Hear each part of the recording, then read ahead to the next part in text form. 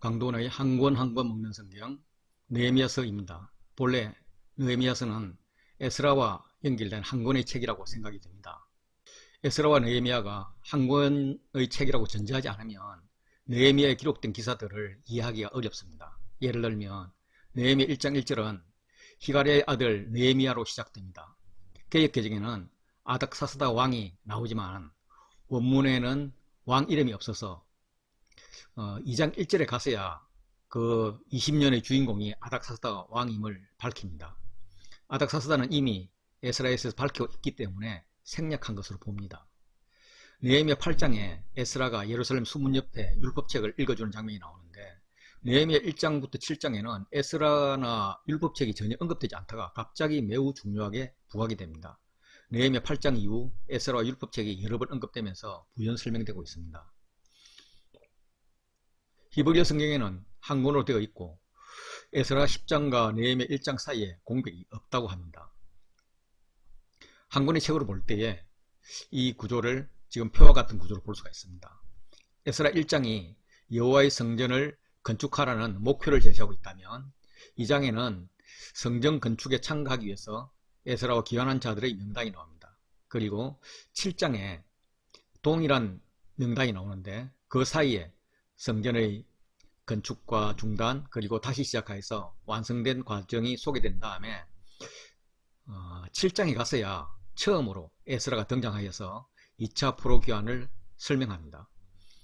느헤미야서에서는 느헤미야가 주도한 3차 포로 귀환 백성의 성벽 재건이 소개되고 그리고 7장에는 에스라 2장과 동일한 성전 건축 참가자 명단이 나온 후에 8장부터 10장까지 에스라 개혁이 나오고 11장부터 13장까지 느헤미야 개혁이 나옵니다. 느헤미야서의 구조는 성벽 재건과 이스라엘 정체성 재건 두 개로 크게 구분할 수가 있습니다. 먼저 성벽 재건 준비 부분을 보도록 하겠습니다. 1장부터 2장의 구조는 ABC 이런 형태가 되는데 예루살렘 상황과 느헤미야 반응이 느헤미야 1장에 나오고 2장부터는 느헤미야의 호소와 아닥사스다의 반응이 나옵니다. 그리고 방해자들이 걱정하죠. 예루살렘의 상황이 다시 나오고 느헤미야가 시찰을 합니다. 그래서 느헤미야가 지도자들에게 도전을 줍니다. 그래서 지도자들 반응이 나오고 여기에 대해서 또 방해자들의 비방이 나오는 이런 ABC 구조로 되어 있습니다. 느헤미야는 여호와의 위로라는 의미를 가진 이름입니다. 아버지 하갈야가 누구인지 구약에 언급되어 있지 않지만 당대의 유명한 사람으로 보입니다. BC 586년 예루살렘 멸망 당시 성전이 파괴되었고 그 전후로 이스라엘 백성들은 4차례에 걸쳐서 바빌론으로 포로 잡혀갔습니다. BC 539년 고레스가 바빌론을 정복하고 포로 귀환을 허락하는 칙령이 내려졌고 원년인 538년 소설을 통해 1차 포로 귀환과 함께 성전을 건축하려는 시도가 있었고 성전의 틀을 세우는 일들이 있었습니다. 그러나 사마리아의 방해로 건축의 일은 중단되었고 10년 이상 16년 동안 성전 재건은 관심 밖의 일이 되었습니다. 에스라 4장 24절을 보시면 이에 예루살렘에서 하나님의 성전 공사가 바사왕 다리오 제2년까지 중단되니라. 다리오왕 제2년 6월에 학개 선지자가 성전 건축을 동결을 했고 성전은 스룹바벨 총독과 여호수아 대제사장의 지도하에서 BC 516년 완공이 됩니다. 에스라 6장 15절 보시면 다리오 왕 제6년 아달월 3일에 성전일을 끝내니라. 이후에 에스더의 남편이었던 아수에로 시대를 지나서 아버지를 죽이고 왕이 된 아닥사스다 시대가 되었습니다. 그때 느헤미야의 친동생 하나니 7장 2절 보면 네아우 하나니로 되어 있습니다. 그 하나니가 두 사람과 함께 유다에서 느헤미야를 찾아왔습니다. 동생들이 예루살렘에 살고 있었나 봅니다. 남아있는 유다와 예루살렘 사람들의 형편을 물었더니 그들이 큰 환란을 당하고 능욕을 받고 또 예루살렘 성은 허물어지고 성문들은 불탔다는 그런 답변을 듣습니다. 느헤미야가 이 말을 듣고 억장이 무너집니다. 듣고 앉아서 울고 슬퍼하며 금식하며 기도하여 이런 4개의 동사로 가슴 아픔을 표현합니다. 포로 귀환에 동참하지 못했던 것에 대한 부담감이 확 밀려왔었나 봅니다. 느헤미야가 작정하고 금식기도에 들어갔습니다. 신명기 말씀을 내세우면서 회복의 약속을 기억해달라고 요청합니다. 왜냐하면 이들은 주께서 큰 권능과 강한 손으로 애굽으로부터 구속하신 주의 종들요 주의 백성이기 때문입니다. 이는 느헤미야 기도의 핵심임을 알 수 있습니다. 지금 보시는 교차대구 구조에서 느헤미야 1장 8절 9절이 회복의 약속을 기억해달라고 요청하는 부분으로 들어가 있습니다. 그때의 느헤미야는 왕의 술관원이었습니다. 굉장히 높은 사람이죠. 왕의 측근이었습니다. 그가 기도합니다. 오늘 종이 형통하여 이 사람들 앞에서 은혜를 입게 하옵소서.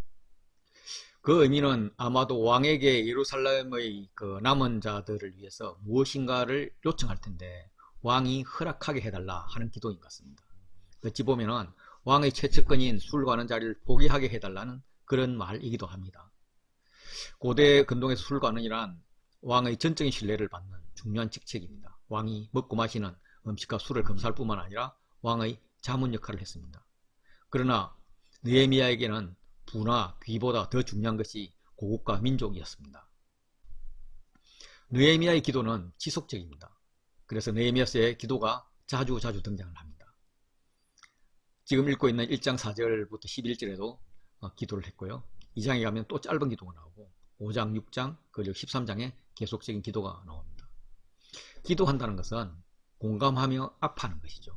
느헤미야는 그 기도는 비록 자신은 출세하여서 그 아픔 현장에 관계하지 않을 수도 있지만 그들의 소식에 눈물을 흘리며 아파하는 기도였습니다. 기도한다는 것은 그 일에 내가 동참하는 것입니다. 해달라고 요청을 하면서 정작 그 일을 누군가 감당해 달라고 하는 건데 그 감당하는 것이 결국은 그 일에 내 자신이 동참하게 할 수 있는 은혜를 구하는 거죠. 때로 그 은혜는 나의 많은 것을 포기하게 합니다. 느헤미야는 술관원이라는 직책을 포기하고 이스라엘로 가는 것을 구하고 있습니다. 그 구하는 그것이 은혜였던 거죠. 아닥사스다 왕 제20년 니산월은 종교력으로 1월입니다. 1월. 신년 축제가 열렸던 것 같습니다. 느헤미야가 예루살렘 소식을 듣고 기도하기 시작한 때는 아닥사스다 20년 9월이었거든요. 그래서 아닥사스다 제20년은 아닥사스다 저기로부터 계산되기 때문에 4개월이 지난 겁니다.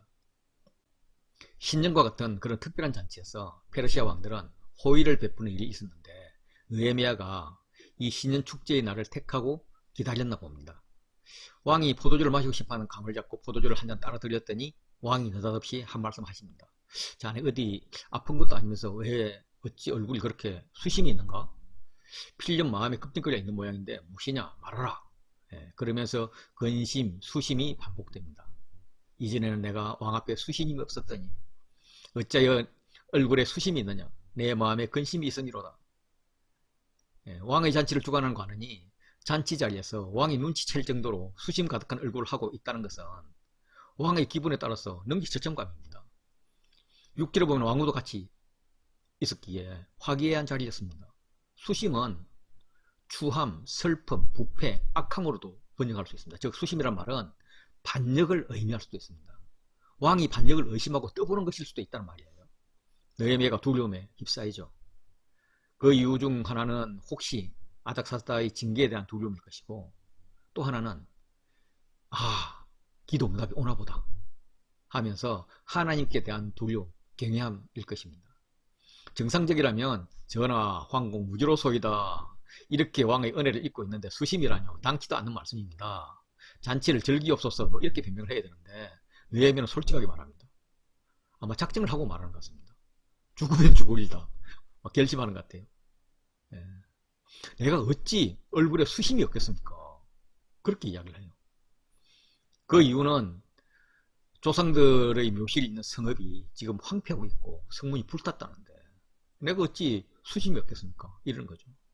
그러면 왕이 저 못된 놈 있나 여봐라 깨 누구 없느냐 왕의 자체 감히 찌푸린 얼굴로 흥을 깨는 저놈을 능지치점하렸다 이래야 정상인데 왕은 그래? 그럼 내가 원하는 게 뭔데? 내가 무엇을 도와주면 되는데? 이런 식으로 호의적으로 나옵니다. 그러니까 느헤미야가 잠시 기도합니다. 주하시옵소서. 마음을 가다듬고 왕에게 말하죠. 나를 유다 땅 나의 조상들의 묘실이 있는 성읍에 보내서 그 성을 건축하게 하십시오. 아닥사스다가 기억력이 좋다면 아마 죽을 각오를 한 요청일 겁니다. 왜냐하면 성벽 공사를 중단시킨 자가 바로 아닥사스다 왕이기 때문입니다. 그는 사마리아 지역 사람들로부터 상소를 받았었습니다. 그중 일부를 말씀드리면, 이제 감히 왕에게 아뢰오니 이 성읍이 중건되어 성곽이 준공되면 이로 말미암아 왕의 강 건너편 영지가 없어지리다. 예, 이런 상소가 오니까 그걸 받고 조서를 내렸습니다. 이제 너희는 명령을 전하여 그 사람들에게 공사를 그치게 하고 그 성을 건축하지 못하게 하고 내가 다시 조서 내리기를 기다리라. 이렇게 이야기한 거죠. 왜냐하면 지금 막 전쟁 다른 그 반란 진압한다고 바빠 죽겠거든요. 바빠 죽겠는데 그런 게 왔어요. 그래서 알아볼 겨를이 없는 거예요. 그리고 또 옛날에 솔로몬 시대나 또 여로보암 시대 이때는 이스라엘이 아주 강성했었거든요. 그래서 주변 나라를 이렇게 막 조공을 받고 그랬단 말이에요. 그래서 그들의 힘이 세지면 문제가 되니까 일단 정지, 이후에 조사한 다음에 다시 조서를 내릴 거야, 기다려 라고 했는데 이후에 조서가 없었다는 겁니다. 왕이 이 사건을 잊어버리고 있었다면 의하면 감히 왕이 거기에 잘못했습니다 라는 말을 하는 셈이고요. 왕이 이 사건의 해결 방안을 찾아서 골머리를 앓고 있다면 지금 해결책을 제시하는 겁니다. 이제라도 조서를 내려주십시오. 내가 가서 평정하고 오겠습니다. 이렇게 말하는 겁니다. 왕은 느헤미야에게 관심을 보입니다. 그렇게 걱정되면 너가 다녀와라. 고향까지 거리가 얼마 되느냐, 얼마나 시간 주면 되겠냐. 의외로 호의적인 말을 하는 거예요. 이 상황을 당시 역사적 정황과 함께 추측해 볼 수가 있습니다. 아닥사스다는 아버지를 죽이고 465년에 왕이 되었습니다. 그리고 460년에 이집트가 반란을 일으켰고 아테네가 함대를 보내서 이집트를 돕기에 아닥사스다는 이들에 대한 방어 기제가 필요했습니다. 그래서 왕이 신임하는 에스라에 의한 2차 포로 귀환이 458년인 아닥사스다 7년에 이루어진 것입니다. 2년 후에 시리아 총독 미가비주스가 이집트 반란을 진압하였고 아테네와도 불가침 조약을 맺었습니다. 그런데 미가비주스가 힘이 커지니까 아닥사스다의 통치를 벗어나기 위해서 반란을 일으킵니다. 시리아와 이집트가 연합이라도 한다면 아닥사스다에게는 또 하나의 부담이 됩니다. 그래서 두 나라 사이에 있는 가나안 지역을 믿을 수 있는 자에게 맡기는 게 필요했습니다. 성벽 공사에 대한 상소가 왔을 때는 외부 전쟁하느라고 정신이 없어서 임시조서를 내리고 다음 조서까지 기다리려고 했는데 마침 최측근이자 그동안 충성했던 느헤미야가 가고 싶다 하니까 그를 총독으로 보내면 왕은 인심도 쓰고 이익도 얻을 수 있는 것입니다. 에스라는 학자로서 법도, 즉 소프트웨어를 세우는 적임자였다면 느헤미야는 왕을 경호하는 군인이자 정치가로서 군사기지를 건축하는, 즉 하드웨어를 구축하는 적임자였던 것 같습니다. 왕은 느헤미야 요청을 허락하겠다고 인심을 쓰니까 느헤미야는 두 개의 조서를 더 요구합니다. 간땡이 부었다고 볼 수도 있지만 4개월을 기도해서 세운 계획이었다라는 것을 알 수 있습니다. 그래서 유브라데강 서쪽 총독들에게 조서를 써주십시오. 내가 유다로 들어가는 모든 길을 통과하게 해주십시오. 또 살림감독 아삽에게 조서를 내려서 성전과 성곽과 집을 지을 제목을 주게 해주십시오 라는 겁니다. 왕이 허락했죠. 느헤미야 고백합니다. 내 하나님의 손이 나를 도우셨다. 그래서 왕이 허락했다 라고 고백하는 겁니다. 느헤미야는 예루살렘에 도착해서 하나님께서 예루살렘을 위해서 무엇을 할 것인지 느헤미야 마음에 주신 것을 아무에게도 말하지 않았습니다. 3일이 지났을 때 밤에 측근 몇 사람을 데리고 현장을 살펴보러 나갔습니다. 그가 탄 것은 아마도 노새였을 것입니다. 노새는 메시아를 상징합니다. 느헤미야는 노새 대신 짐승이란 표현을 씁니다. 자신을 영웅시하거나 자신을 의미할 수 있는 기회를 주지 않고 있습니다. 3일 동안 하나님 보여주신 말씀을 가지고 현장을 확인하며 말씀을 구체적으로 어떻게 실천할 것인지 확증을 받았을 것입니다. 느헤미야는 그 일을 유다 사람들에게나 제사장들에게나 귀족들에게나 방백들에게나 그 외에 일하는 자들에게 알리지 않았습니다. 왜냐하면 방해꾼이 있다는 이야기를 들었을 것이고 그들이 예루살렘 고위층과 내통하지 않았다는 보장이 없었기 때문입니다. 그래서 그 밤에 순시를 했습니다. 예루살렘은 전쟁을 통해서 종교가 다른 주인이 여러 번 바뀌었고 전쟁으로 불탄 지역 위에 또 집을 짓고 살았습니다. 현재도 성 안에는 많은 사람들이 살고 있습니다. 그래서 발굴이 쉽지 않아서 정확한 형태를 알기가 어렵습니다. 단지 느헤미야 시대의 성벽은 이건데요. 솔로몬 시대 이후 가장 작은 것이라고 그렇게 추정을 하고 있습니다. 그 밤에 살펴본 곳은 예루살렘 서쪽 흰놈 골짜기가 내리다 보이는 골짜기 문으로 나갑니다. 골짜기 문으로. 그리고 나가서 용정 오늘날 욥의 우물을 지나서 오물을 버리기 위해서 나가는 군문까지 살펴봅니다. 그랬더니 이 동네가 이제 다 무너지고 성문을 불타버린 그런 상태였었습니다. 다시 반대쪽 기드론 골짜기 방향으로 나가서 샘문가와 왕의 못에 왔을 때 무너진 성벽들의 잔으로 인해서 짐승이 지나갈 수가 없습니다. 그래서 기드론 시내를 따라서 올라가면서 성벽을 살펴본 후에 성을 한 바퀴 돌아서 골짜기 문으로 돌아왔습니다. 그 후에 어느 날 느헤미야는 우리가 당한 공경은 나도 보고 너희도 보고 있다. 예루살렘이 황폐하고 성문도 불탔다. 이 수치에서 벗어나야 하지 않겠는가. 자, 예루살렘 성을 건축하여서 다시 수치를 당하지 말자. 그러면서 이제 그들에게 하나님이 어떻게 느헤미야를 도와서 여기까지 오게 하셨는지, 아락사다 왕이 술 맡은 관원장 느헤미야를 보내면서 어떤 당부를 했는지를 전했습니다. 반면에 이제 당시 지역 유지들은 성벽 공사에 대한 방해가 시작되었습니다. 산발락과 도비아는 느헤미야가 조서를 들고 왔을 때부터 근심했던 자들입니다.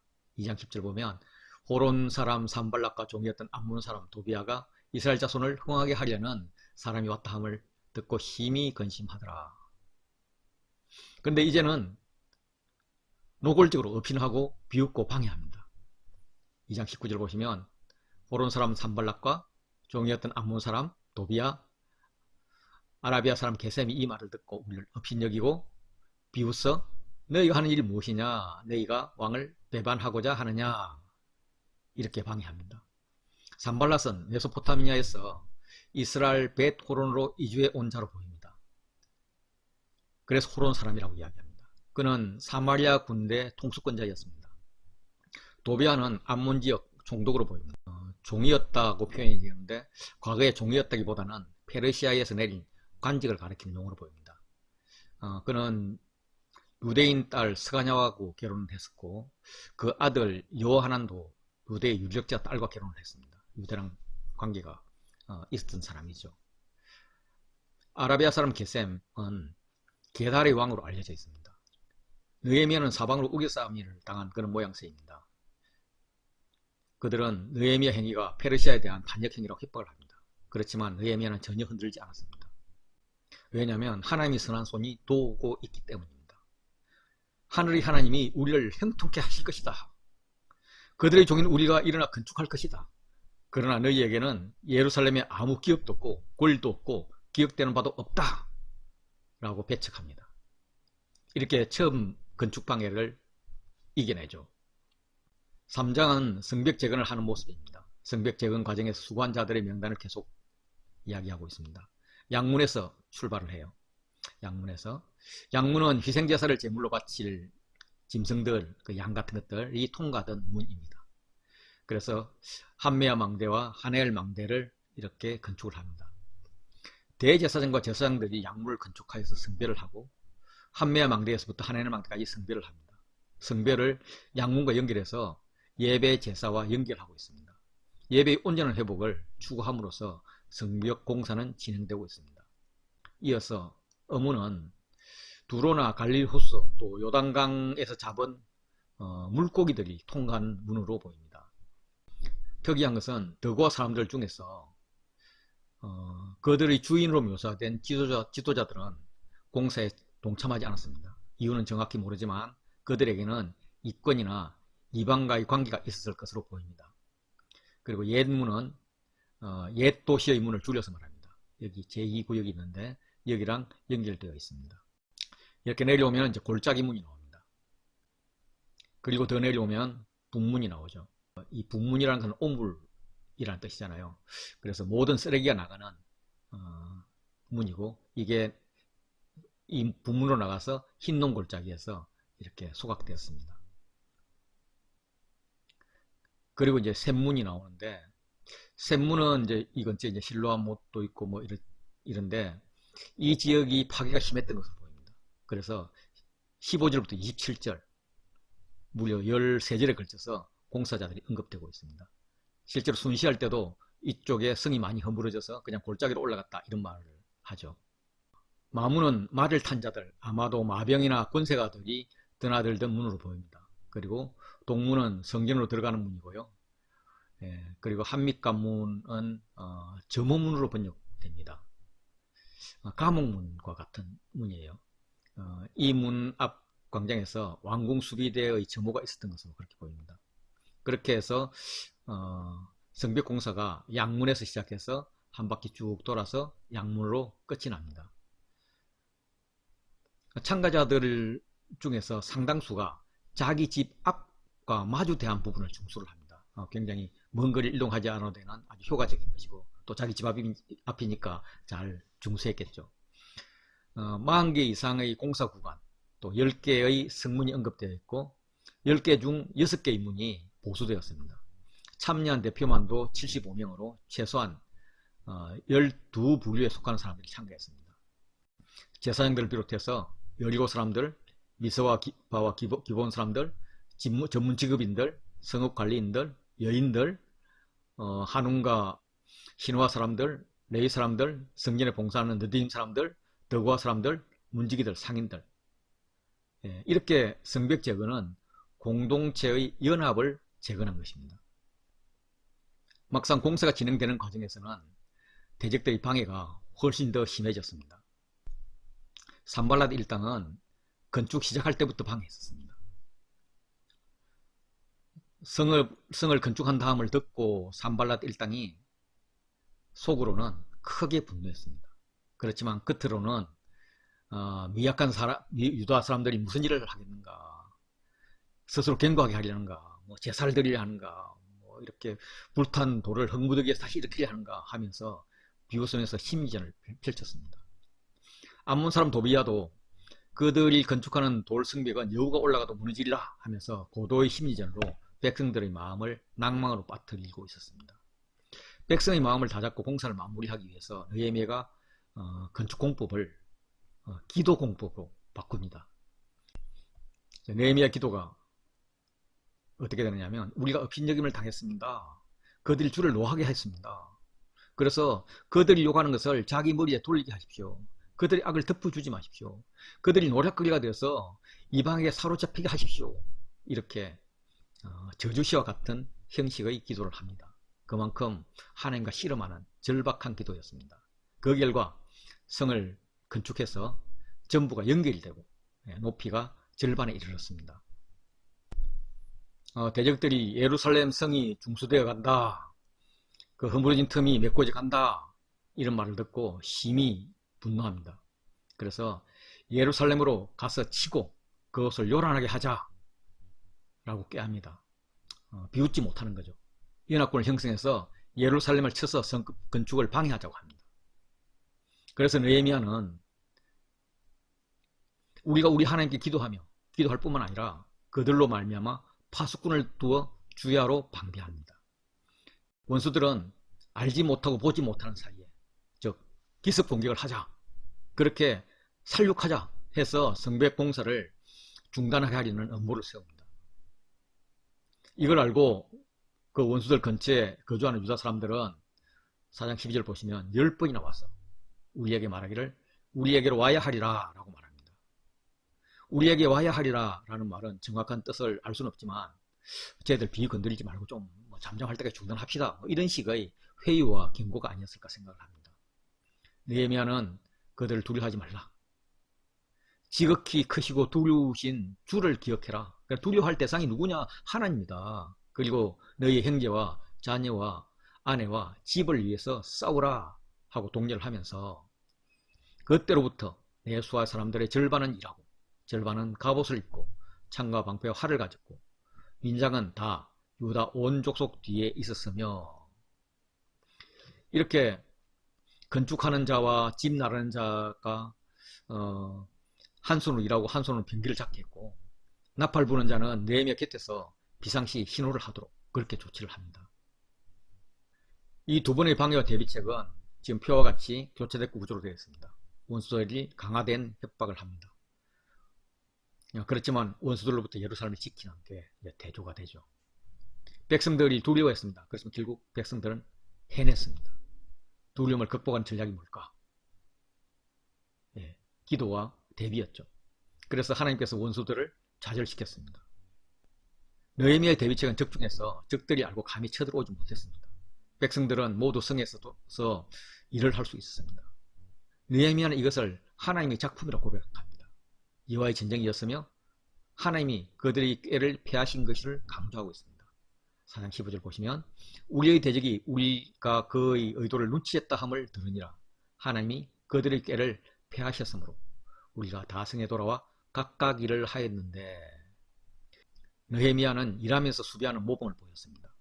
나나 내 형제들이 또 종자들 나를 따라 파수하는 사람들 우리가 다 옷을 벗지 아니하였고 물을 기르러 갈 때도 각기 병기를 잡았다라고 말합니다. 4장이 외부 성전 건축방해 위협에 대한 극복이었다면 6장도 외부 성전 건축방해에 대한 위협 극복입니다. 그리고 가운데 내부 성전 건축방해 요인을 제거하는 것이 있습니다. 가장 중요한 위기는 내부에 있었던 거죠. 빈부의 격차로 인한 내부 분열의 위기였습니다. 백성들이 그 아내와 함께 부르짖습니다. 남편은 성벽공사로 예루살렘에 갔고 아내가 가정을 책임져야 하는데 상황이 어려워진 것입니다. 더 심각한 것은 자녀를 종으로 팔아야 할 책임입니다. 이미 자녀를 종으로 팔아버린 자도 있고 밥과 포도원을 넘겨준 자도 있습니다. 우리 육체도 우리 형제의 육체와 같고 자녀도 그들의 자녀와 같아야 된다. 우리는 한 공동체인데 어떻게 해서 우리 자녀들은 종으로 팔려야 되냐. 우리 딸들 중에는 이미 중변자가 있다. 우리의 밥과 포도는 이미 남의 것이 됐다. 그런데 가장 심각한 것은 우리에게는 아무런 힘도 없다. 그들은 회복할 아무런 힘이 없었다는 것입니다. 느헤미야는 듣고 크게 노하였으나 깊이 생각한 다음에 귀족과 민장들을 불러서 꾸짖었습니다. 율법에는 형제에게 이자를 받지 않도록 되어 있다. 출애굽기 22장 25절을 보라. 내가 만일 너와 함께한 내 백성 중에서 가난한 자에게 돈을 꾸어주면 너는 그에게 채권자같이 하지 말며 이자를 받지 말 것이며 레위기에도 너는 그에게 이자를 받지 말라 라고 이야기를 합니다.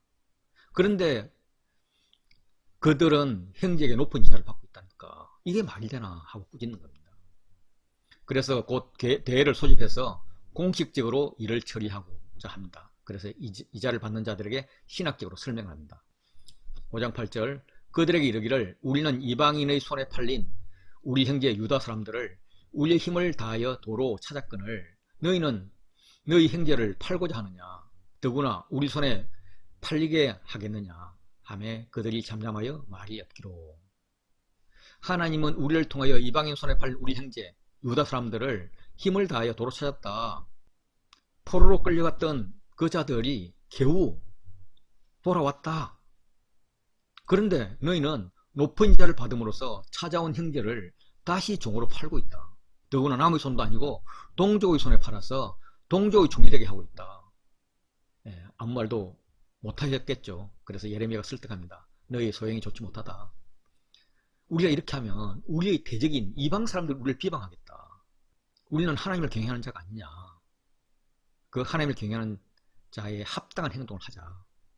그래서 이자 받는 자들이 동의를 했습니다. 이자 받는 걸 다 돌려보내고 더 이상 아무것도 요구하지 않겠다라고 했습니다. 그래서 느헤미야는 마음이 변하기 전에 제사장들을 정인으로 세워서 하나님 앞에 맹세하게 합니다. 그리고 퍼포먼스를 보입니다. 틀며 틀어버릴지니 틀려서 이런 단어를 반복하면서 옷자락을 틀고 오늘 동의한 대로 행하지 않는 자는 모두 하나님께서 이 옷자락이 먼저와 같이 그 집과 산업을 틀어버리실 것이다. 이렇게 틀려서 빈손이 될 것이다. 이렇게 퍼포먼스를 하니까 회중들이 아멘 화답하고 여호와를 찬송하고 그 말한 대로 행하였습니다. 그래서 회중의 아멘은 공동체의 울타리를 단순한 벽돌이 아닌 하나님의 마음, 하나님의 재정원칙으로 구축하겠다 하는 결단이었다고 봅니다. 느헤미야는 지도자들에게만 요구한 것이 아니라 자신도 가난한 백성들을 위해서 절제했습니다. 아닥사스다 왕 제20년부터 32년까지 12년 유다 총독 기간 동안에 땅을 사지 않았습니다. 그래서 농사지을 땅이 없어서 12년 동안 수입이 없었습니다. 내 모든 종자들도 모여서 일을 하였습니다. 종자들도 그들의 노동력도 돈 버는 데 쓰이지 않고 성벽공사에 투입했습니다. 그럼에도 불구하고 총독의 녹을 받지 않았습니다. 느헤미야가 먹여 살려 했던 식솔들은 유다 사람들하고 민장들 150명, 주위에 있는 이방 족속들 중에서 우리에게 나하고 온 자들, 이렇게 많았는데 이들에게 들어가는 양식은 매일 소 1마리, 살진양 6마리, 닭도 많이 준비했습니다. 그리고 열흘에 한 번씩 각종 포도주를 갖추었다라고 합니다. 잔치했다는 거죠. 그가 총독의 녹을 요구하지 않은 이유는 나는 하나님을 경외하는 사람이다. 이 백성의 부역이 중함이다. 하나님께서 보상해 주실 것을 기대하고 기도했다. 이렇게 이야기를 합니다. 그가 기도합니다. 하나님, 내가 이 백성을 위해 행한 모든 일을 기억하십시오. 내게 은혜를 베풀어 주십시오. 보상은 재정이나 물질이 아닙니다. 느헤미야가 받고자 했던 것은 하나님의 은혜였습니다. 즉 구원이었습니다.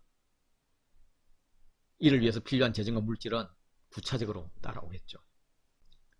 6장은 두려움이 이끌고 갑니다. 산발락과 도비아 일당이 성벽공사를 하는 이스라엘을 두렵게 하고자 합니다. 그래서 6장 9절 우리를 두렵게 하고자 하여 말하기를, 13절에도 그들이 뇌물을 준 까닭은 나를 두렵게 하고, 14절도 나를 두렵게 하고자 한 자들의, 그러나 성벽공사가 52일 만에 끝이 납니다. 모든 대적과 주위에 있는 이방족들이 이를 듣고 다 두려워합니다. 크게 낙담합니다. 그들은 이스라엘을 두렵게 하고자 했지만 하나님의 도우심으로 성벽을 건축했고 그 결과 그들이 이제 두려워하고 낙담하는 것입니다. 그래서 진정 두려워해야 될 대상은 누구인가를 생각해보는 그런 시간이 되면 좋겠습니다. 6장 1절에 아직 성문 문짝을 달지 못한 상황에서 성벽 역사가 51일 만에 끝나는 요 사이에도 대적들이 무지무지한 방해가 있었습니다.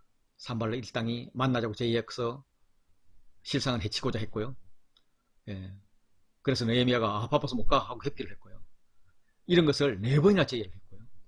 산발락 일당은 봉하지 않은 편지로 비방을 했습니다. 그래도 거부하고 기도했고요. 산발락 일당이 스마야를 이렇게 매수해가지고 성전 외수로 피신하도록 그렇게 했습니다. 느헤미야는 거부하죠. 이렇게 대적들은 끊임없이 방해했지만 그러나 성벽의 역사는 52일 만에 끝납니다. 이 방해와 느헤미야의 대처를 좀 자세히 보도록 하겠습니다. 성벽은 완성되었지만 아직 성문에 문짝을 달지 못했을 때 산발락이 또 음모를 꾸몄습니다. 예루살렘이 요새화될 경우에 유대인은 난공불락의 성을 확보하게 되고 이는 유대가 강대국의 기반을 마련하게 되는 겁니다. 상대적으로 주변 국가들은 영향력이 약해질 수 있기 때문에 그 방해는 끈질겼습니다. 그동안에 조소, 공갈, 협박 이런 방법으로 이스라엘에게 심리전을 사용해 보았지만 소용이 없었고 이제는 공격 포인트를 느헤미야 지도자 개인에게 집중합니다. 첫 번째 계략은 오노 평지로 불러내서 암살하고자 하는 겁니다. 오노 평지는 지금 여기가 예루살렘이고요. 여기가 사마리아입니다. 그래서 중립지역인 이 근처로 부른 것 같습니다. 오노는 어떤 일을 쉽게 한다, 편히 살다 라는 의미를 가지고 있습니다. 4번이나 사람들을 보내서 야, 오늘에서 우리 좀 편히 살자, 쉽게 일을 처리하자 라고 회담을 청했지만 4번 모두 일의 우선순위가 하나님의 역사, 큰 역사를 하는 데 있다 그러면서 거부를 했습니다. 산발락이 5번째는 그 종자의 손에 봉하지 않은 편지를 들려 내게 보냈는데 로 시작합니다. 봉하지 않았다는 것은 누구나 읽을 수 있는 편지입니다. 즉 흑색 선정용 공개 서한입니다. 요즘으로 치면은 가짜뉴스죠. 이걸 통해서 느헤미야를 압박하는 것입니다.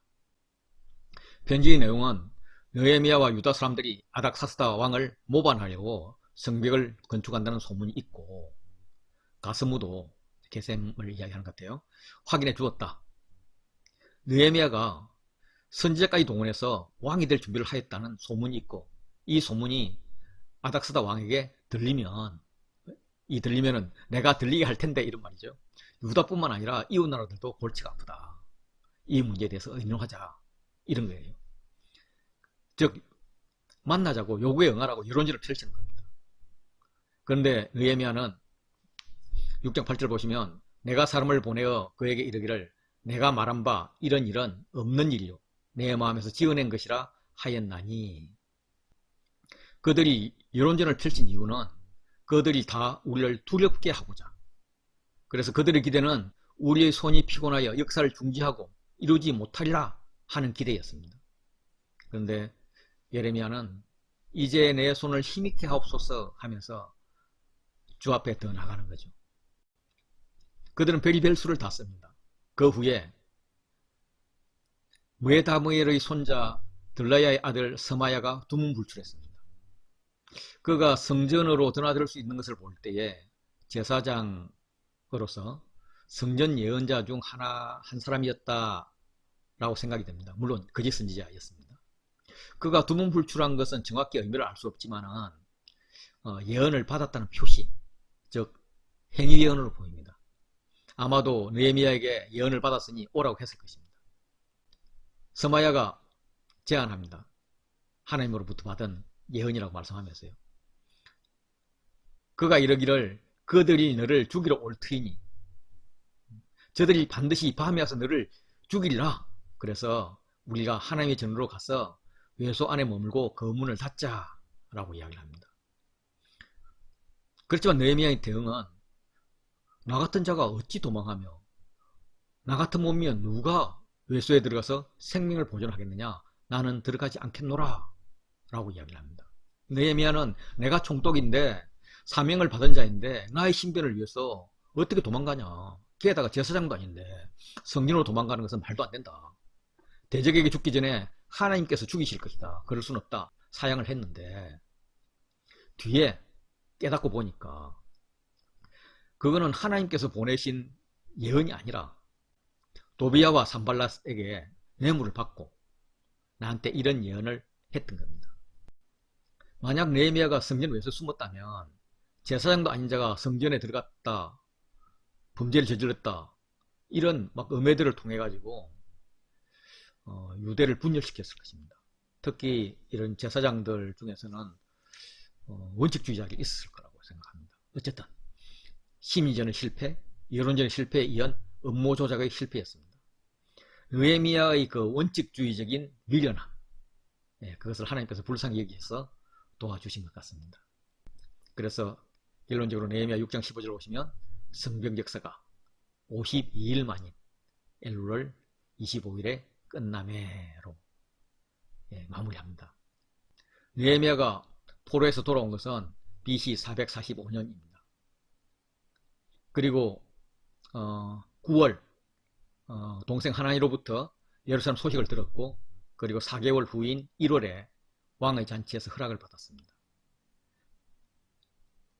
그리고 성벽 공사를 완료한 것은 6월 25일이고 이때가 이제 52일 만에 됐으니까 아마 공사 시작은 6월 25일부터 25일 전인 5월 4일 날 하지 않았을까. 그리고 이제 3일간 머무는 기간이 있었으니까 아마도 예루살렘 도착한 것은 5월 1일쯤 되지 않았을까. 그래서 1월에 출발해서 약 4개월 걸려서 5월에 도착한 것으로 이렇게 보입니다. 이렇게 52일이라는 짧은 기간 동안에 성벽이 완성되자 방해하던 세력들, 산발랏, 도비야, 게셈 같은 모든 대적들, 그 외에도 주위에 있던 이방 족속들, 아라비아, 암몬, 아스돗, 이런 자들이 다 두려워하고 크게 낙담을 했습니다. 아마도 느헤미야의 리더십을 우습게 보았던 그들이 이스라엘의 결집력에 놀랐을 겁니다. 이를 느헤미야는 하나님께 돌려드립니다. 그들이 우리 하나님께서 이 역사를 이루신 것을 알았기 때문이다 라고 말합니다.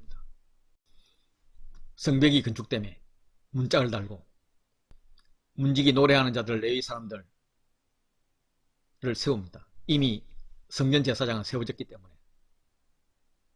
그리고 느헤미야의 동생 하나니, 그리고 영문관은 하나냐를 예루살렘을 다스리게 합니다. 하나니는 느헤미야가 아닥사스다 왕의 수를 관으로 있을 때 예루살렘에 소식을 전했던 동생입니다. 아마 느헤미야에게 예루살렘 와서 도와달라고 압력을 넣지 않았을까 싶습니다. 하나냐는 충성스러운 사람이요 하나님을 경외함이 무리 중에 뛰어난 자라고 소개를 합니다. 그리고 성문 관리 원칙을 만듭니다. 내가 그들에게 이르기를 해가 높이 뜨기 전에 예루살렘 성문을 열지 말고 아침 먹고 일할 시간이 될 때까지 열지 마라. 아직 파수할 때에 곧 문을 닫고 빗장을 지르며, 그래서 예루살렘 주민이 각각 자기가 지키는 곳에서 파수하되 자기 집 맞은편을 지키게 하라 라고 합니다. 이유는 그 성읍이 광대하고 그 주민이 적으며 가옥은 미처 건축하지 못하였기 때문입니다. 성벽 건축을 완료한 느헤미야의 고민은 성벽의 크기에 비해서 성거주 백성이 적은 것이었습니다. 아직도 집을 지어야 하는 등 할 일이 많이 남아있다는 것입니다. 그때 하나님께서 인구조사를 하라는 감동을 주셨습니다. 다윗이 임의로 인구조사를 했다가 징계를 받은 일이 생각나기에 인구조사는 조심스럽고 이스라엘 백성들도 극도로 알레르기 반응을 보였던 것입니다. 그런데 하나님이 느헤미야에게 감동을 주셨고 귀족들과 민장들과 백성들을 모아서 동의를 얻었습니다. 계보를 어떤 기준으로 해야 하나 이렇게 고민 의논하는 과정에서 우연히 처음 들어온 자의 계보, 즉 1차 포로기한 때의 기록을 구할 수 있었습니다. 이거는 느헤미야 공동체의 대상을 분별할 수 있는 중요한 자료가 되었습니다. 바벨론으로 잡혀간 자들의 자손들, 그 하골라는 예레미야의 예언에서 좋은 무화과 나무같이 잘 보호할 것이며 예루살렘으로 귀환시킬 것이라고 말했습니다. 이렇게 돌아온 자들이 남은 자입니다. 그 남은 자들의 지도자들 명단이 12명 나옵니다. 이거는 병행구절인 에스라스 2장이 11명인 것과는 한 명 차이가 납니다. 이걸 보는 견해는 두 가지쯤 되겠죠. 에스라스 2장 2절이 이렇게 11명만 언급한 것은 에스라스 1장에 이제 총독 세스바살이 나오거든요. 그걸 포함하면 12명이다. 이런 생각도 있고, 또 전선 과정에서 느헤미야에 언급된 이 나하만이 이분의 이름이 빠졌다 이렇게도 봅니다. 그리고 이제 이름들이 약간 변형됐습니다. 스라야가 아라야, 레엘라야가 라마, 미스바리, 미스베렛, 르홈이, 느홈 이 정도로 바뀌어 있습니다. 여기에 나오는 이 세 번째 느헤미야는 그 주인공, 이 책의 주인공 느헤미야가 아닙니다. 왜냐하면 느헤미야도 훨씬 전에 왔던 분이니까요. 이들은 대부분 바벨론에서 태어나서 성장한 사람들입니다. 이미 바벨론의 도시 문화와 도시 환경에 익숙했던 사람들입니다. 이들이 바벨론을 떠나서 예루살렘을 간다는 것은 마치 아브라함이 본토 친척 아비를 떠나서 간 것에 비교할 수 있습니다. 그래서 7장 7절에는 이스라엘 백성이라고 언급하고 있습니다. 백성의 명단은 일반 백성이 가문별로도 목록이 나오고 또 성읍별로도 목록이 나옵니다. 그리고 제사장, 레위 사람, 노래하는 자, 문지기, 또 느디딤 사람, 솔로몬의 신하의 자손들, 이스라엘에 속했는지 밝힐 수 없는 자, 또 제사장 중에 소속이 이상한 사람, 이런 사람들이 나와서 이 온 회중의 합계는 42,360명입니다. 또 이스라엘 회중에 들지 못한 자들도 있습니다. 남종과 여종 7,000명이 넘잖아요. 이거는 1차 포로기한 때 부자들이 많이 왔다는 증거가 됩니다. 또 노래하는 자, 남녀, 이들은 성전에서 노래하는 그런 레위인이 아니고요. 세속적인 노래를 하는 자들, 연애를 즐길 때 사용되는 그런 노래하는 자들입니다. 이들이 200명, 굉장히 부자들이 많이 왔다는 거죠. 그리고 많은 노새와 낙타, 나귀가 있습니다. 느헤미야 7장은 에스라 2장과 거의 같은데 70절부터 72절의 예물의 기록에서는 차이가 많이 납니다. 일단 단위부터 차이가 나죠. 에스라서는 금이 6만 1000딜이라고 했는데 느헤미야서는 금 합하면 이게 4만 1000딜이 되는 거죠. 4만 1000 드라크마가 되는 거죠. 드라크마는 또 딜이 한 반밖에 안 되거든요. 예, 이렇게 차이가 나는 것은 에스라는 힘이 자라는 대로 들렸다라는 게 강조되고, 느헤미야는 총독, 족장, 백성이 모두 참가했다 하는 게 강조가 되고 있는 것입니다. 느헤미야 8장으로 가면은 갑자기 에스라가 등장을 합니다. 에스라서와 연계하여서는 에스라의 두 번째 계획이죠. 성전이 완공되고 예루살렘 성벽이 보수되어서 이스라엘 자손들이 자기들의 성읍에 거주하였습니다. 안전하게 살 수 있다는 말입니다. 그럼 다음으로 해야 할 일은 무엇일까? 하나님은 무엇을 원하실까? 8장에는 7월 1일 나팔절, 그리고 이튿날, 그리고 7월 15일부터 22일까지 초막절과 여덟째 성회가 나옵니다. 7월 1일은 절기로 나팔절입니다. 모든 백성이 일제히 수문 앞 광장에 모였습니다. 모은 것이 아니라 스스로 모였습니다. 모여서 에스라에게서 모세의 율법책을 가르쳐 달라고 청했습니다. 에스라가 율법책을 연구하여 가르치기로 결심했던 에스라서 7장 10절의 말씀이 이제 공식적으로 진행되고 있습니다. 제사장 겸 학사 에스라가 율법책을 가지고 회중 앞에 섰습니다. 회중은 남자든 여자든 알아들을 만한 모든 사람을 말합니다. 8장은 모든 백성으로 이끌어갑니다.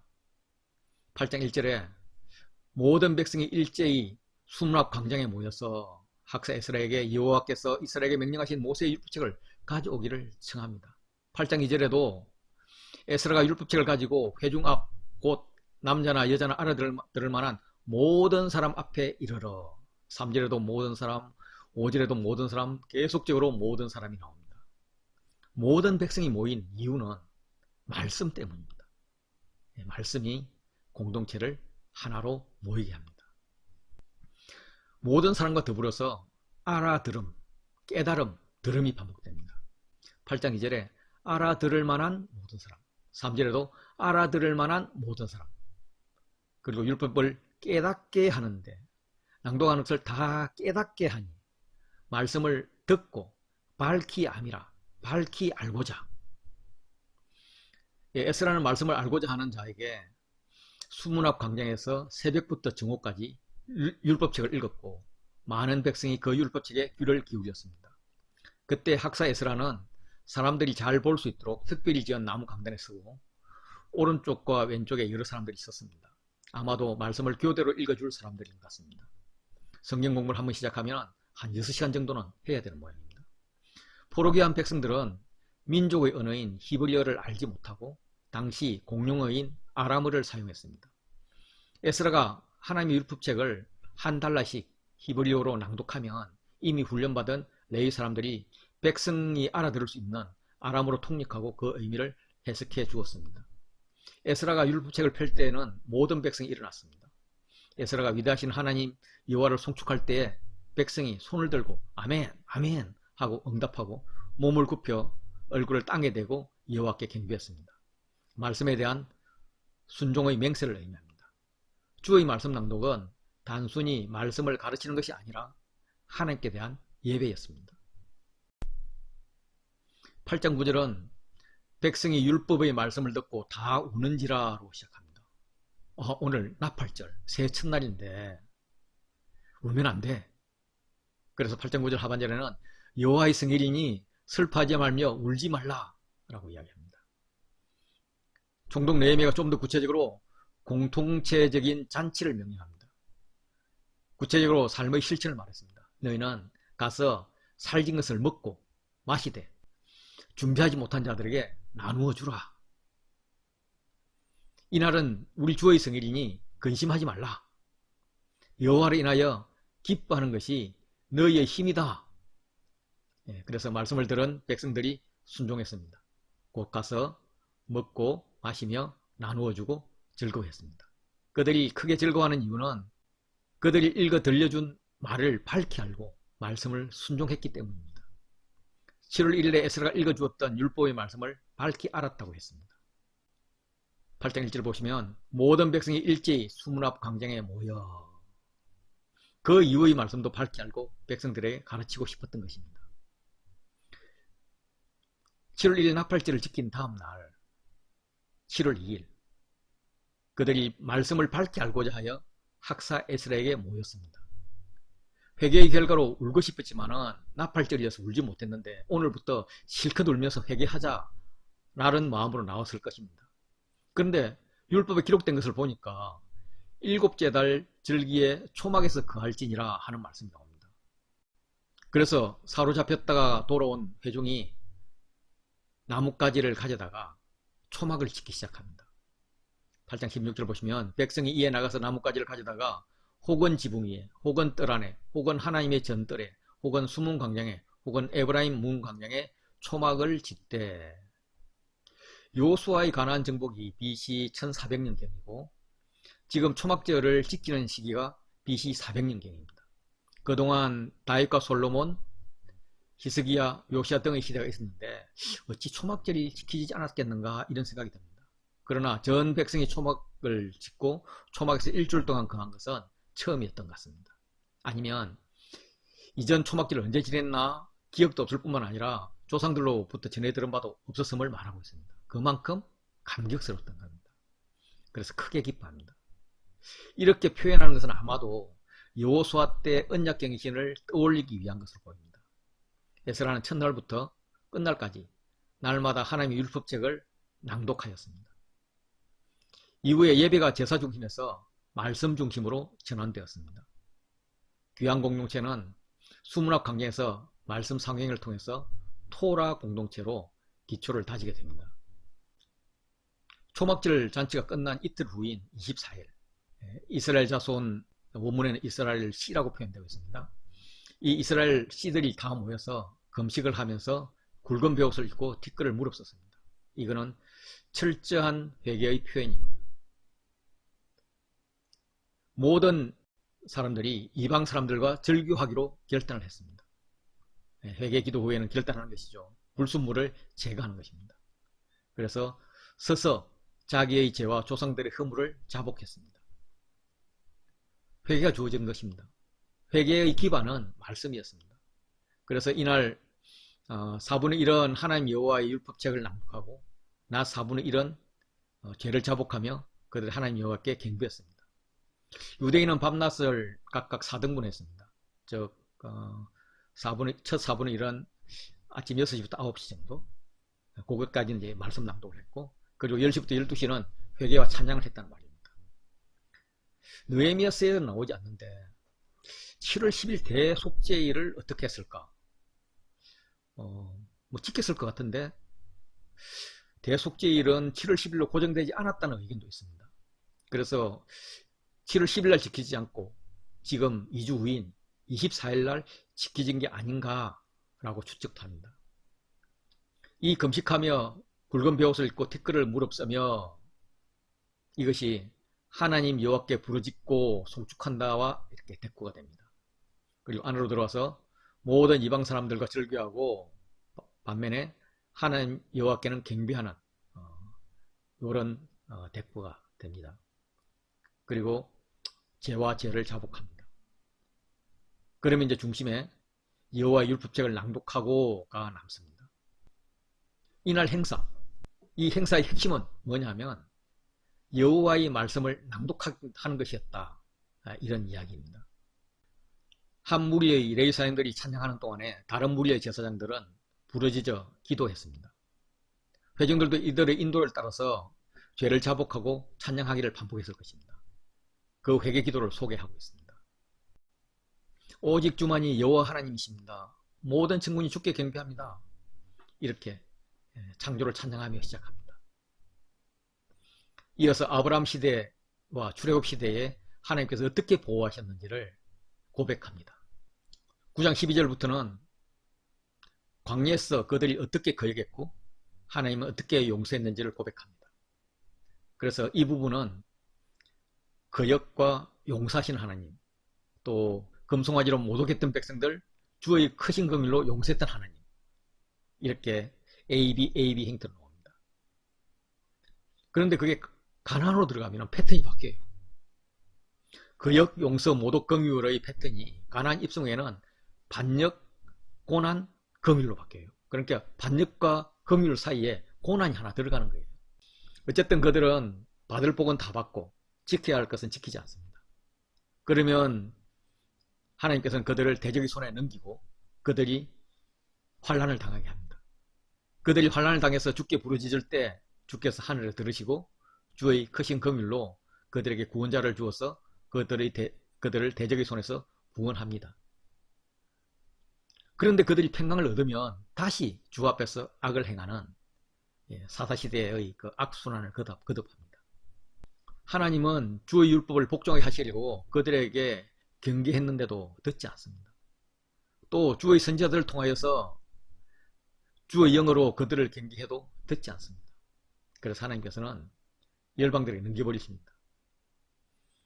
북이스라엘은 아수르에, 남유다는 바빌론에 그렇게 넘겼습니다. 그렇게 넘기시고도 주의 크신 긍휼이 있어서 그들을 아주 멸하시지는 아니하시며 버리지도 아니하셨사오니 이게 주의 은혜입니다. 긍휼하신 하나님이십니다. 불쌍히 여기시는 하나님이십니다.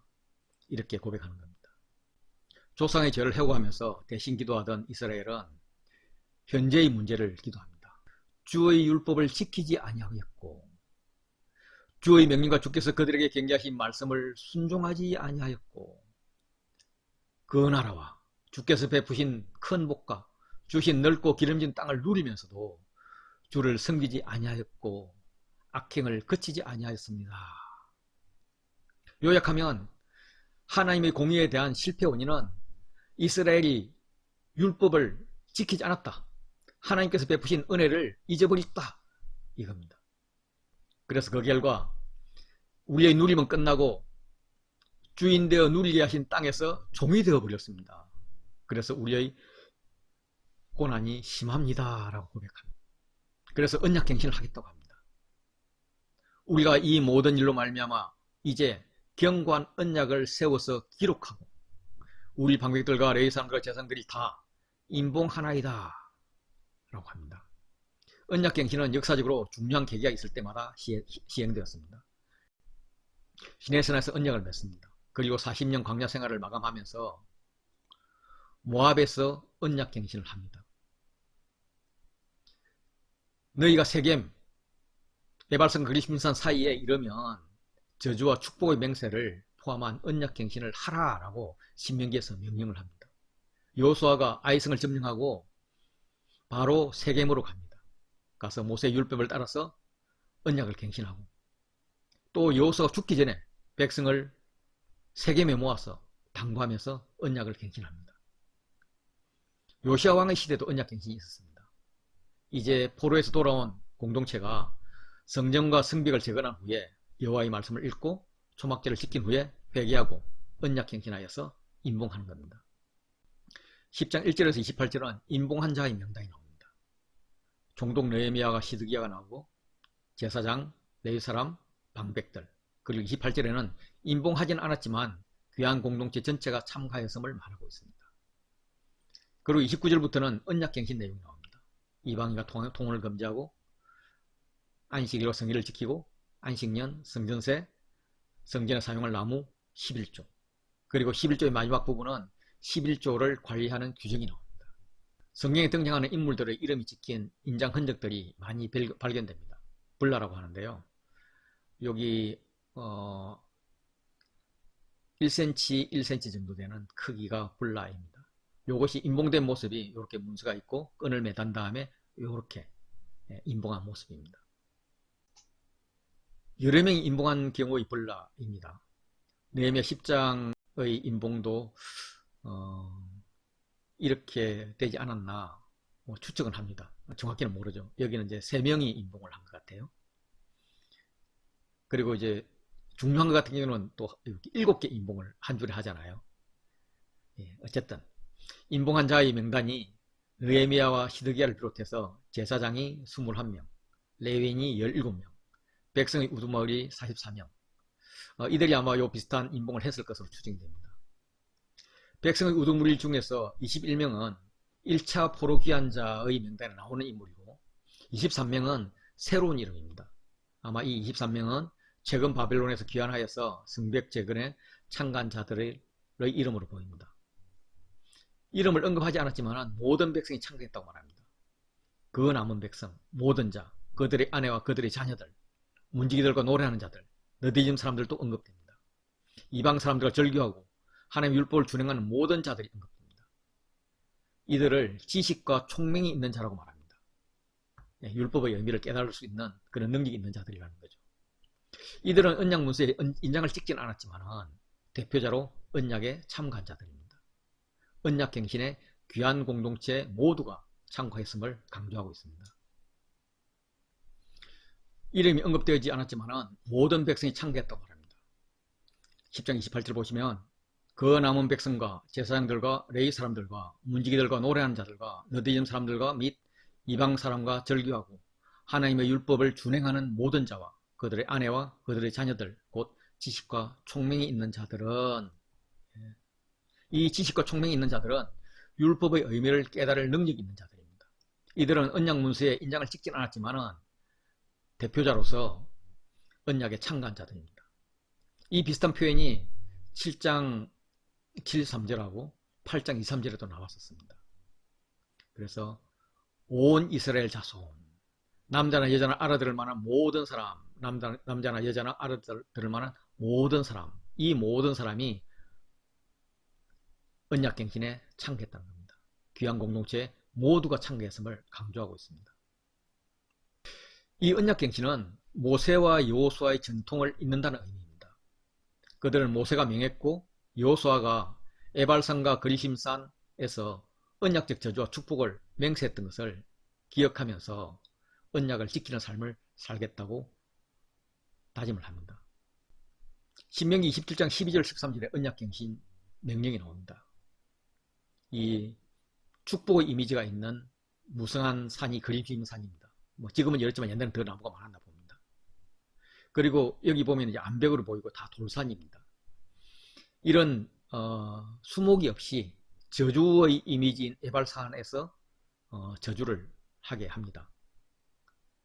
그런데 실제 다음 나오는 선포들은 축복은 없고 다 저주로 나옵니다. 그래서 저주로 맹세했다 이런 표현을 쓰지 않나 싶습니다. 예를 들면 27장 14절을 보면 레위 사람들은 큰 소리로 이스라엘 모든 사람에게 말하게 이르기를 장색의 손으로 조각하였거나 부어 만든 우상은 여호와께 가정하니 그것을 만들어 은밀히 세우는 자는 저주를 받을 것이라 하고 모든 백성은 응답하여 말하되 아멘 할지어다. 그 이웃의 경계표를 옮기는 자는 저주를 받을 것이라 하고 모든 백성은 아멘 할지어다. 그래서 저주로 맹세했다 이런 표현을 쓴 것 같습니다. 언약갱신의 내용은 이방인과 통혼하지 않겠다라는 겁니다. 이스라엘 공동체의 순순을 지키겠다는 건데 이거는 신명기 7장 1절부터 4절의 적용입니다. 안식일과 성일을 지키겠다. 이방인들은 안식일에 물품과 곡물로 장사를 할 것이지만 사지 않겠다. 혹시나 이 땅의 백성들이 안식일에 물품이나 온갖 곡물을 가져다가 팔려고 할지라도 우리가 안식일이나 성일에는 그들에게 사지 않겠다. 이것은 십계명의 준수입니다. 그리고 안식년을 지키겠다. 7째 해마다 땅을 쉬게 하고 모든 빚을 탕감하리라 라고 말합니다. 이거는 출애굽기, 레위기, 신명기 굉장히 많이 나오는 거죠. 그것의 적용인데 실제로 안식년을 지키겠다는 것은 부자로 살지 않겠다는 이야기입니다. 그리고 네 번째 성년세를 내겠다고 합니다. 이방인과 통혼 금지를 하고 안식일과 절기를 지키겠다고 안식년 준수하는 삶을 살겠다는 결단에 이어서 성전관리와 레위인을 위한 재정규례를 만든 겁니다. 성전세의 역사를 보면 출애굽기에서 모든 백성이 생명의 속전으로 반세겔 2분의 1세겔을 여호와께 드릴지며 라고 되어 있습니다.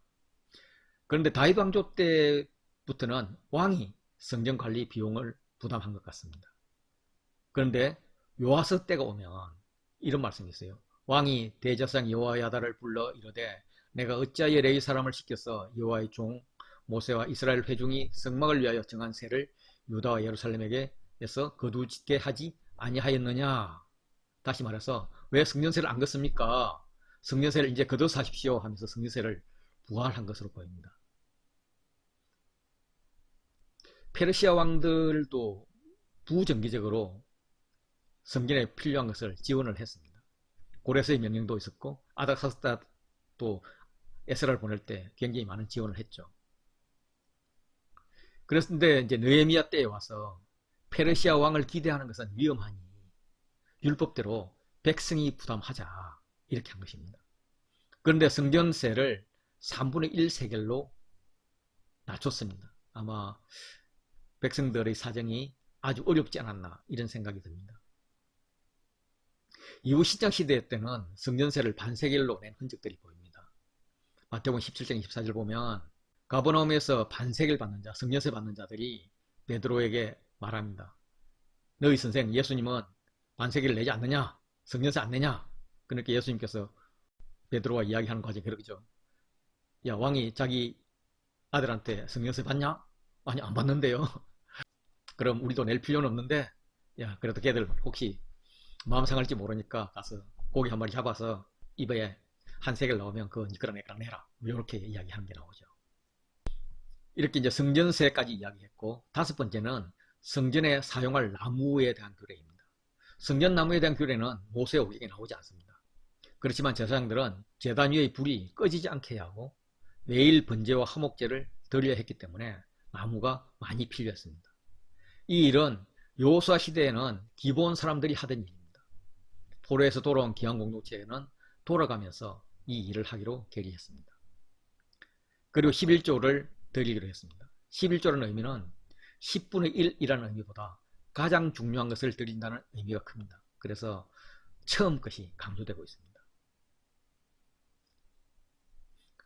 그리고 이 11조 관리를 위해서 레위 사람은 모든 성읍에서 11조를 받는 자로, 또 아론의 자손 한 사람, 제사장은 같이 있어서 그것을 감시 감독하는 사람, 레위인이 11조를 받으면 그 11조 중에 또 10분의 1은 성전 곡갑방에 두게 했습니다.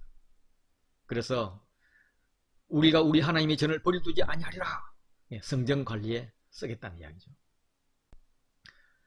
느헤미야 11장부터는 느헤미야의 계획이 시작됩니다. 예루살렘 성벽을 재건하긴 했지만 여전히 대적들의 위협이 있었습니다. 또한 성 안에는 농사 지을 땅도 없기 때문에 예루살렘에 거주하기를 꺼려했습니다. 일단 백성의 지도자들을 예루살렘에 거주하게 했습니다. 그들은 농사를 짓지 않아도 되었을 것이고 또 모범을 보여야 했기 때문입니다. 나머지 백성들 중에서는 제비를 뽑아서 10분의 1을 예루살렘 성에 거주하게 했습니다. 그래서 예루살렘 성을 거룩한 성이라고 말합니다. 예루살렘 거주자를 거룩한 성에 바쳐지는 11조가 되는 거룩한 사람이라고 말하는 것 같습니다. 모두들 예루살렘 성 안에 거주하기를 꺼리는데 자원하는 자들도 있었습니다. 아마 이들로 인해서 나머지 백성들은 10분의 1 제비 뽑기에 뽑히지 않을 확률이 높아져서 고마웠을 것입니다. 백성들이 예루살렘 지원자들을 축복했습니다. 이유는 각각 자기 성읍, 자기 기업에 거주하는 자라고 하면서 예루살렘 거주자 명단이 나오고 자기 기업 거주자 명단이 나옵니다. 이 명단에 몇 가지 직임이 등장합니다. 첫째는 감독인데, 감독은 11장 9절, 14절, 22절, 42절 반복적으로 등장하는데 감독의 이름 같이 행정 책임자를 말하겠죠. 성전 바깥일은 성전 물품을 구입하거나 조달하는 일입니다. 성전 건물에 대한 유지 보수 책임자들로 보입니다. 기도할 때 감사하는 말씀을 인도하는 자는 누구일까? 기도는 타는 기도와 애가 형식의 시적 기도로 이루어집니다. 이 시적 기도는 찬양하는 인도자의 역할입니다. 다시 말해서 기도할 때 감사하는 말씀을 인도하는 자는 찬양 인도자라는 말입니다. 11장 7절 보시면 또 아삽의 증손 삽디의 손자 이러면서 그는 기도할 때 감사하는 말씀을 인도하는 자가 되었고, 12장 46절에도 보면 옛적에 다윗과 아삽의 때에 노래하는 자의 지도자가 있어서 하나님께 찬송하고는 노래와 감사하는 노래를 하였음이며, 이러면서 아삽이 언급되고 기도와 감사 노래가 이렇게 같이 나옵니다. 다윗의 때에 아삽과 여두둔이 찬양대를 지휘했다는 것을 보면 이거는 충분히 기도할 때 감사하는 말씀을 인도하는 자는 찬양 지도자다, 찬양 인도자다, 이렇게 볼 수 있겠습니다. 노래하는 자들 중에서 우시는 레위 사람의 감독이 되어서 하나님의 전 일을 맡아서 왕의 명령대로 노래하는 자들에게 날마다 할 일을 정해주었다라고 합니다. 그러면 이때 이 왕은 누구인가? 많은 학자들은 이 왕이 이스라엘 왕이 아니라 페르시아 왕 아닥사스다일 거라고 말합니다. 그렇다면 페르시아 왕이 성전 제사에 관심을 갖고 매일 보고를 받고 필요한 명령을 내린 것이다 라고 말을 하는데, 그러면 왕이 어떤 명령을 내렸을까? 자신을 찬양하는 그런 명령이 없을까? 이런 의문이 들 수 있습니다. 에스라서에 보면 아닥사스다가 그들이 필요로 하는 것, 곧 하늘의 하나님께 드릴 번제의 수송아지와 순양과 어린 양과 뭐 이런 것들을 예루살렘 제사장의 요구대로 아낌없이 날마다 주라 하면서 6장 10절에 그들이 하늘의 하나님께 향기로운 제물을 드려 왕과 왕자들의 생명을 위하여 기도하게 하라, 이런 말씀이 실제로 있습니다. 7장 23절에도 무릇 하늘의 하나님의 전을 위하여 하늘의 하나님이 명령하신 것은 삼가 행하라, 어찌하여 진노가 왕과 왕자의 나라에 임하게 하랴 라고 말하고 있습니다. 이걸로 보면 페르시아 왕일 가능성이 있습니다. 만약에 왕이 아닥사스다가 아니라면 왕은 노래하는 자들을 처음 임명하고 임무를 맡긴 다윗 왕이 됩니다. 느헤미야 12장 24절 보면 레위 족속 지도자들은 이런 사람들인데, 그들은 그들의 형제의 맞은편에 있어 하나님의 사람 다윗의 명령대로 순서를 따라 주를 찬양하며 감사하고, 그리고 이어지는 45절에도 노래하는 자들과 문지들도 거려하여 모두 다윗과 그의 아들 솔로몬의 명령을 따라 행하였으니, 이렇게 나옵니다. 저는 좀 보수적이어서 이 왕이 다윗 왕이라고 그렇게 그냥 생각합니다. 그렇게 하기로 결정했습니다. 12장은 여호수아 때 제사장들과 지도자 명단이 나오고, 또 요야김 때 제사장들 지도자 명단이 나오면서 그 사이에 대제사장 계보가 나옵니다.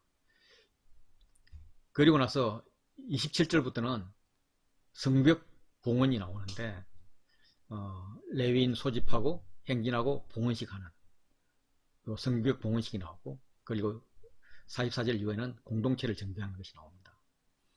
12장 1절부터 7절은 제사장 22명의 가문 이름이 나옵니다. 다윗 시대의 제사장들이 24 반열로 나눠서 성전 예배를 담당하게 했는데, 두 가문의 제사장 명단이 지금 생략되어 있습니다. 그리고 8절부터 9절은 레위 찬양 기도자들의 명단입니다. 직무에 따라 맞은편에 있다는 표현을 보아서는 찬양대가 두 대로 나뉘어서 서로 마주보면서 화답하는 형식의 찬양을 부른 것으로 보입니다. 공동번역에서는 이렇게 예배를 드릴 때 그들이 번들어가며 찬양하였다, 이렇게 표현을 하고, 새번역에서 12장 24절 보면 둘로 나뉘어 서로 마주보고 서서 화답하면서 하나님께 찬양과 감사를 드렸다 라고 이야기를 합니다. 드디어 성벽 봉헌식을 위해서 레위인을 소집했습니다. 감사, 노래, 재금치며 비파 수금을 타며 즐거이 봉헌식을 하는데 레위인이 담당합니다. 그래서 각 지역에 살던 레위인을 소집합니다. 소집된 자들이 한 일은 몸을 정결하게 하고 백성과 성과 성벽을 정결하게 합니다. 그렇게 정결 예식을 한 다음에 느헤미야는 유다 방백들을 성벽 위에 오르게 하고, 감사 찬송하는 자의 큰 무리를 둘로 나누어서 성벽 위로 대오를 지어 가게 했습니다. 당시 성벽은 폭이 한 3m 정도 되었다고 합니다. 그래서 뭐 한 서너 명 이 정도는 충분히 옆으로 설 수 있는 그런 폭입니다. 한 무리는 오른쪽 북문으로 향하여 나가게 했습니다. 그리고 다른 무리는 화덕망대 윗길로 성벽 넓은 곳에 이르고 에브라임 문 위로 예문과 어문 뭐 이런 데로 간다고 그렇게 이야기를 합니다. 북문이 여기 있고 한열망대가 여기 있으니까 한쪽에서는 요렇게 가고 한쪽은 요렇게 갔다는 말인데, 출발점이 아마 이 오대 아마 여기 제2구역이 아닐까라고 추정을 하는데, 골짜기문이 될 수도 있고요. 어쨌든 여기 넓은 여기에서부터 출발하지 않았나 이렇게 추정을 합니다. 이렇게 인도할 때 한 대는 에스라가 인도를 합니다. 그리고 찬양대가 제일 먼저 쓰고요.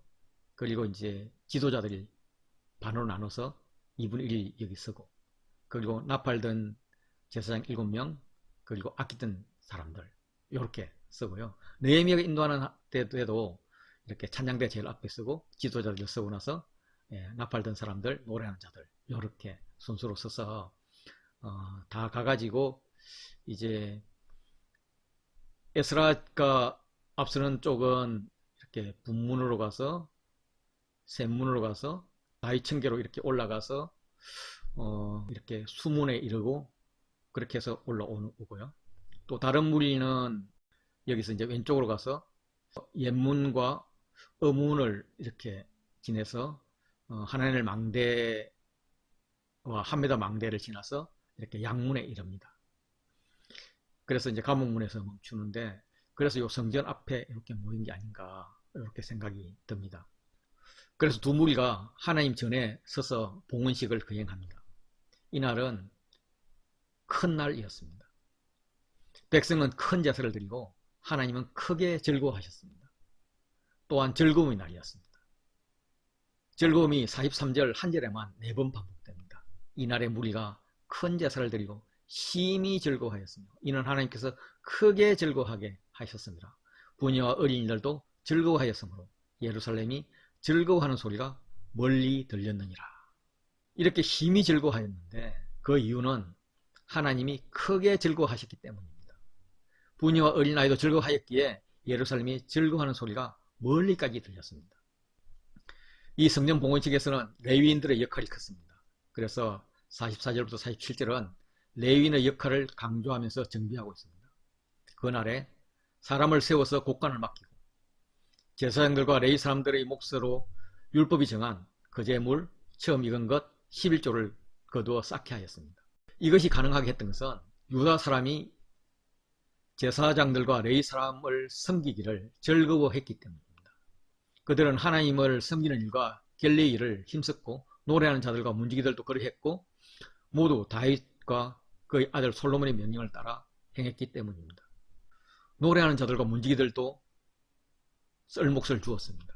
이거는 이스라엘이 가장 번창했고 하나님을 잘 섬겼던 다윗과 솔로몬 시절에 했던 겁니다. 이 시절처럼 느헤미야 때도 이 노래하는 자들과 문지기들에게 날마다 썰 몫을 주었다는 겁니다. 다윗과 솔로몬 왕 때 왕이 주었다면 느헤미야 때는 온 이스라엘이 준 것입니다. 이스라엘이 성별한 것을 레위 사람에게 주면은 레위 사람은 성별하여서 아론에게 주었습니다. 성벽 봉헌식은 자신의 재물과 시간을 들여서 성을 재건하고 성을 방어하기 위한 체제를 갖추는 개혁이었습니다. 그런데 보다 중요한 것은 말씀을 살아내는 개혁입니다. 어떤 개혁이든지 지속하려면 기준이 되는 말씀이 있어야 되는 거죠. 성벽 봉헌식 후 상당한 시간이 흐른 것 같아요. 그래서 13장 6절에는 그 때에 하면서 아닥사스다 32년을 말하고 있습니다. 느헤미야가 성벽 재건은 아닥사스다 20년이었는데 이후에 12년이 지난 어떤 시점의 때를 회상하고 있습니다. 상황을 추론해보면 느헤미야는 아닥사스다 왕 20년부터 32년까지 12년 동안 귀한 공동체의 총독으로 있었습니다. 32년경에는 아닥사스다 왕에게 불령한 것으로 보입니다. 정확하진 않지만 1년이 안 돼서 13, 6절에는 며칠 오라고 했는데 돌아왔습니다. 돌아왔더니 심각한 문제가 발견된 거예요. 그래서 13장 1절부터 3절에는 섞인 무리가 있습니다. 그들을 분리합니다. 일단 율법 읽기가 멈추어진 것 같아요.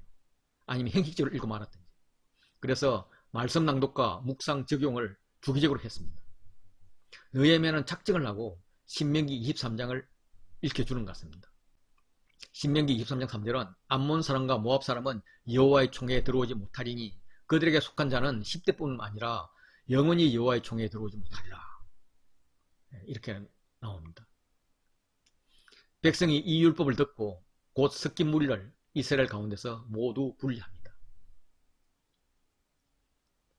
13장 4절부터 9절까지는 도비야를 축출하는 건데 성전방을 관리하는 성전 책임자 대제사장 엘리야십이 성전 건축을 그렇게 방해했던 도비야와 거래를 했고 성전방 하나를 도비아의 집무실로 내어준 것입니다.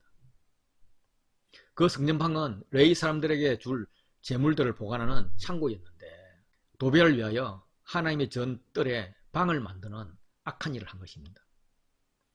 가능성은 생각해보면 여러 가지가 있겠죠.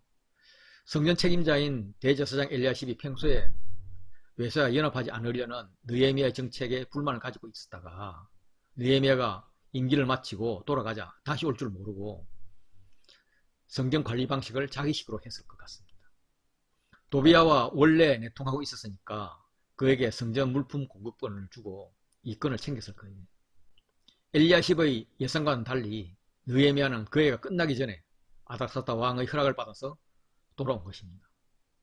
돌아와서 도비아가 성전방에 집무실을 꾸렸다는 이야기를 듣게 된 느헤미야는 화도 나고 겁도 났습니다. 여호와의 진노가 다시 내린다면. 그래서 그는 비나스처럼 불련이 일어나서 도비아의 문제를 처리합니다.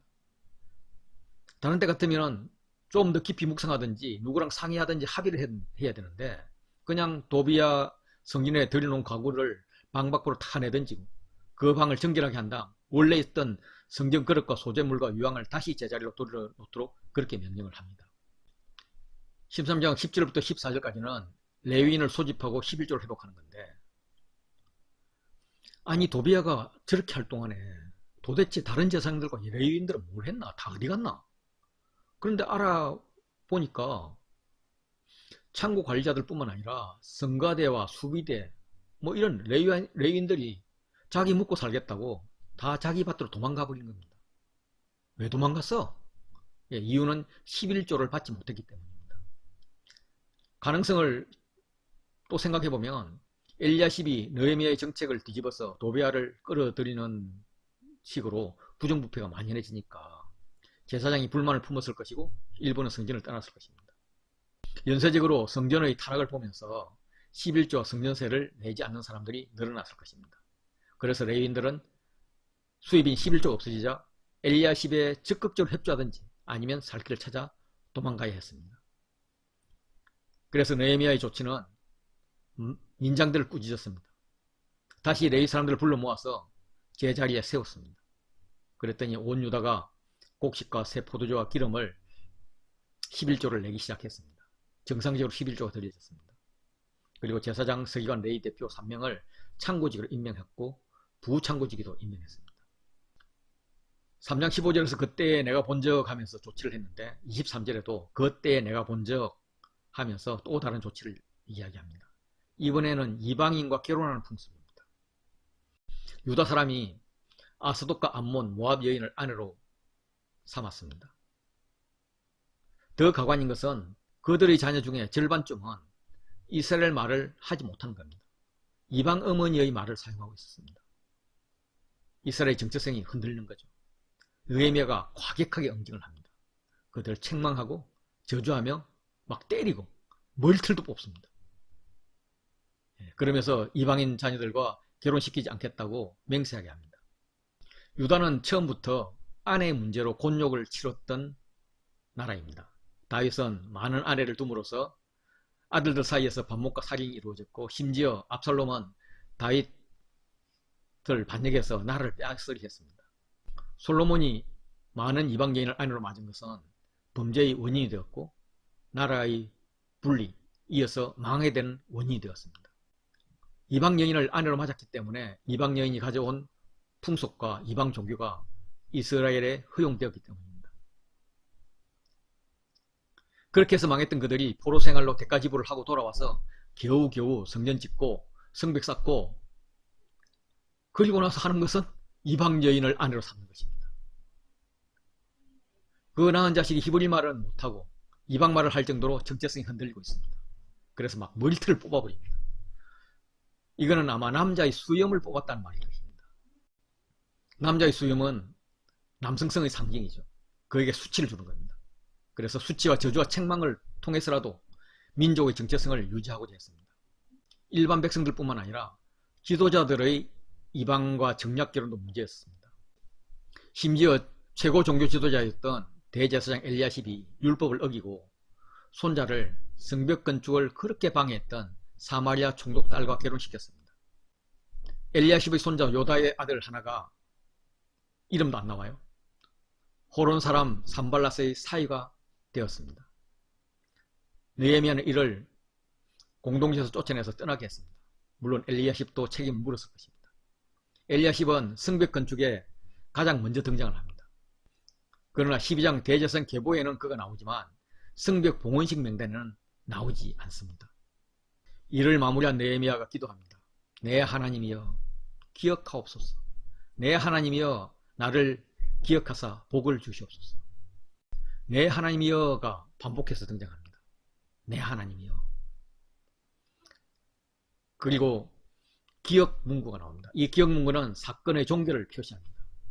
하나님께 기억을 요구하는 것은 과거의 문제라면 하나님의 약속과 은혜를 기억해 달라는 것이고, 현재의 문제라면 내가 하나님 앞에 서려고 애쓰는 것, 나의 부르짖음을 기억해 달라는 것입니다.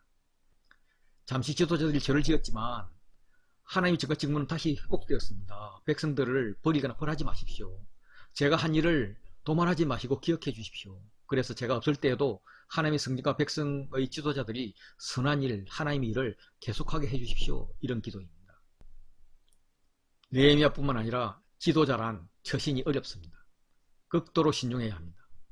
지도자의 방심은 공동체 전체를 어려움에 빠지게 할 수도 있습니다. 그래서 지도자는 민감해야 합니다.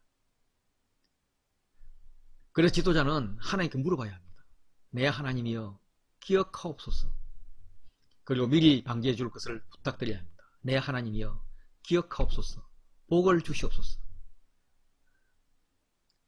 그런데 느헤미야는 이렇게 골치 아픈 일에 왜 휘말렸을까?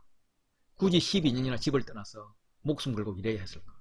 월급도 안 받고 자기 돈 쓰며 그냥 아닥사다 왕에게 가서 술 맡은 관원장 하면 편할 텐데, 산발락과 도비야가 벌벌 떨면서 아부할 텐데, 이스라엘 총독 아는 사람으로 추천해서 세우고 음으로 양으로 도와주면 성벽 완성 문제도 아닐 텐데,